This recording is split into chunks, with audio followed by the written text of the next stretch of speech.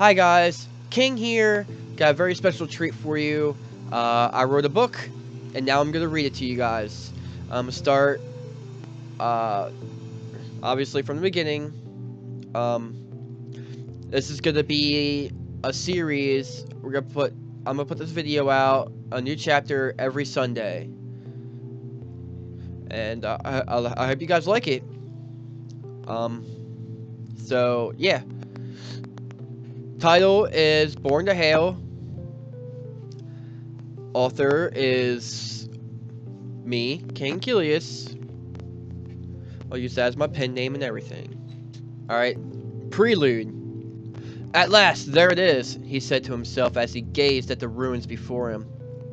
All that remained standing was a lone tower.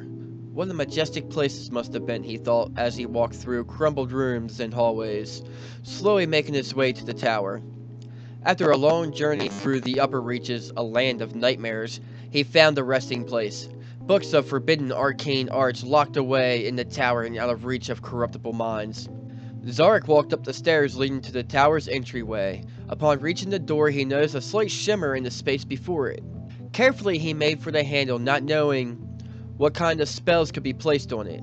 Suddenly, the door flew open and a force from within pulled him inside. Before he could react, the door slammed shut, locking him in. Inside was unnaturally dark. Zarek reached out for where the door should be, but found nothing. Puzzled, he walked a few paces in its direction, still nothing.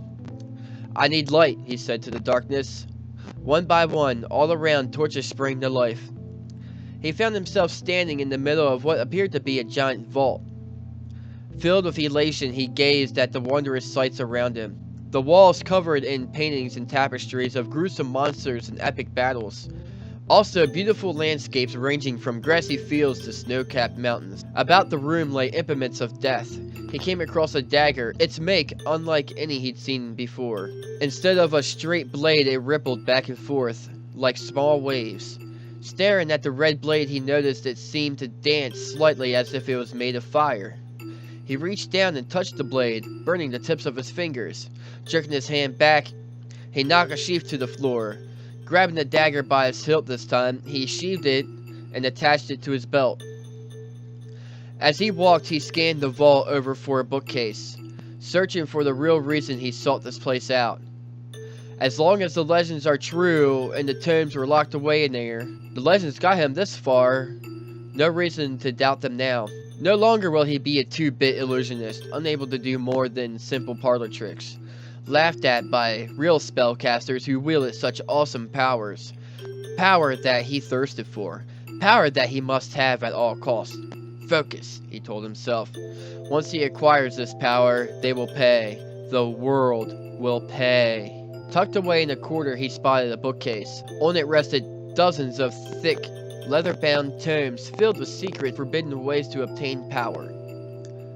Staring at them, trying to decide which to open first, one seemed to call out to him. Neither the spine nor the cover seemed to have a title, or any indication that it ever contained one. After carrying the book to a flat surface, he opened it to the first page. It was blank, so he turned to the next page. Blank again. Irritated, he turned to the next. Again and again, he flipped through the pages. Still nothing. Frustrated, he slammed it shut. Zarek ran through the other books, all empty of a single drop of ink. What is this madness? He growled through clenched teeth. After all he's done to get here, all the time it took to find this place, he was brought to this place.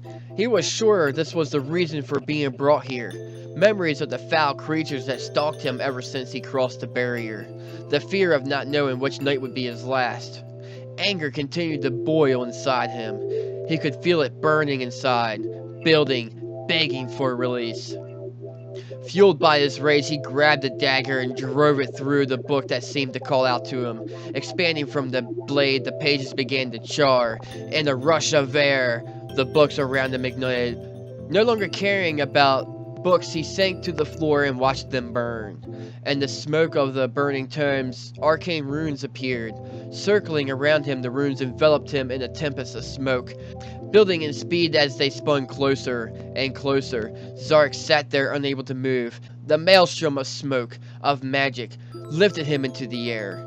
Even with his lanky legs stretched, he was no longer able to touch the floor. He was unsure of what was happening. He tried to scream, but nothing came out. Drawing breath to scream again, the smoke filled his lungs to their full capacity.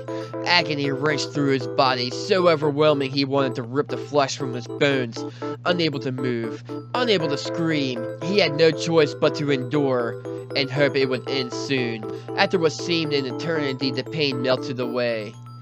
He was lowered to the floor, and in its place was a new sensation, a feeling of power. Understanding came quickly. He absorbed the power and knowledge locked within the tomes. He had succeeded after all. How foolish of me to act like a sniveling child, he reprimanded himself. With a thought, the dagger appeared in his hand. Sheathing it, he made for the door that only minutes before was hidden from him. Walking through the doorway into a cool, dark night, a full moon looming in the air, a silent specter to the things to come. Staring out over the moonlit ruins, Zark decided that he needed a new home. This would be a suitable place, after restored to his former glory, that is. Zark took a deep breath, trying to contain his excitement, his anticipation on using his newfound abilities. He knew what he wanted, and knew how to make it be. With his fingers stretched out and slightly turned in, his palms to the night sky, he slowly began raising his arms. As if they were living, the crumbled stones of the ancient structure began to grow. A maze of decimated walls of dark gray granite grew from the ground. It started slowly at first, like new saplings poking from the earth. Then as the walls grew faster, the very earth beneath his feet began to rumble. Zark then began to hear a dull drone. He could see his new home coming to life. He could hear and feel it as well. Zark just stood there frozen in awe, arms stretched high. Lost in his thoughts of the future, he almost didn't realize that everything had stopped. Snapping back to reality, he found himself in a small courtyard that spanned between the tower and his newly formed palace.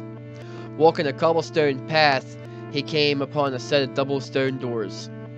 He entered. Hours of wandering through a maze of dark corridors, empty rooms, up twisting stairways, and across spanned balconies overlooking an array of chambers differing in sizes. Zark was puzzled by the fact that the complex seemed to be dimly lit, but he couldn't discern the source of the meager light. It seemed to be radiating from the very walls that made up the palace.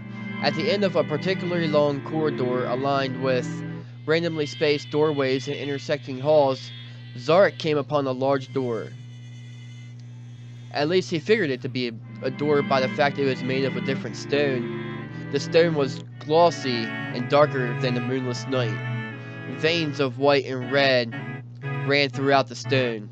He had never seen anything more magnificent. Weeks ago, before he'd gotten this strange and sudden urge to travel north, Zark never would have believed he would see all the sights he had seen. Leaving Rosdow, the capital city of the human empire, he trekked north, steered by some hidden inner desire. Although the feeling confused him, it didn't take much convincing for him to leave. He never seemed to fit in with the people around him. He came from a small, remote village further to the south, from which he set forth to the capital with hopes of studying at the School of Magic.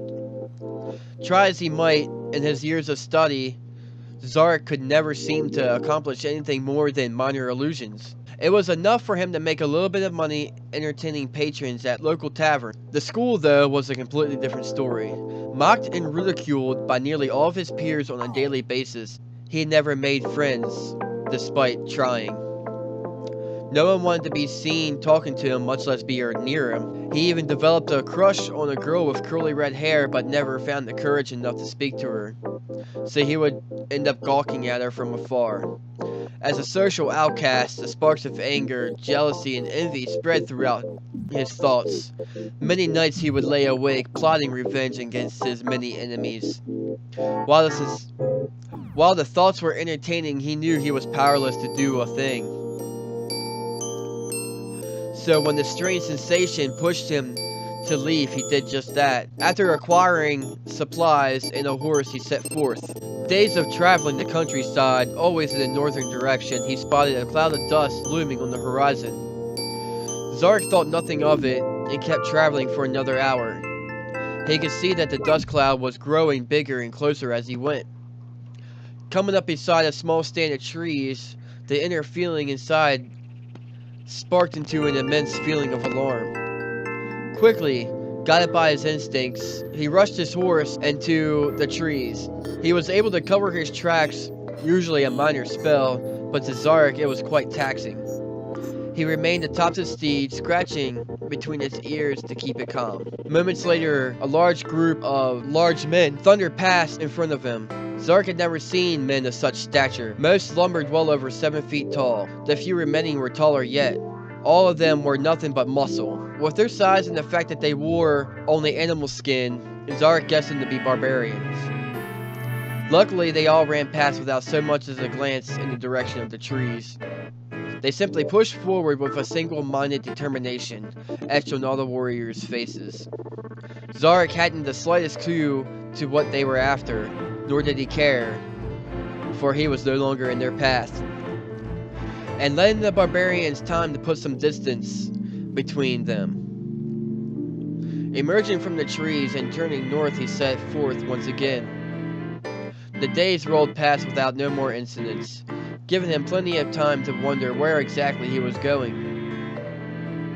Then one evening he came to the barrier.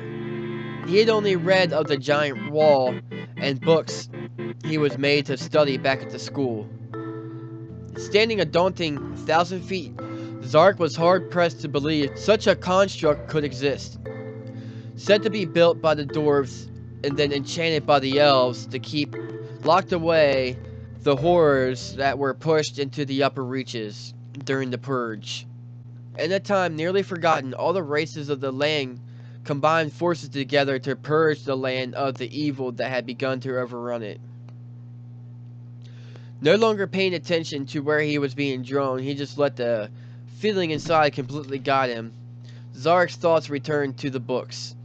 Maybe they hold the answers to where he was going, and to what purpose he was being drawn. He also wondered briefly who or what was calling him. Books, he questioned himself out loud, mulling over all the information he's ever read. In a rush of realization, it came to him. The books! Locked away behind the barrier. Books of profound power.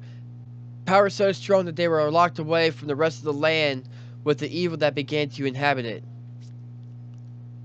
That's what the legends speak of. In any case, that's the only conclusion he could draw. When he returned to his surroundings, he noticed he was now in a forest of looming trees. Towering oaks and maples and birches and ash and poplar and many others that he knew not the names of. The forest was alive with activity. Birds everywhere were chirping their many songs to the world. The litter on the ground was alive with rodents that called this forest their home. He came to a stop at a grouping of boulders. Circling around, he found an opening into an underground cave.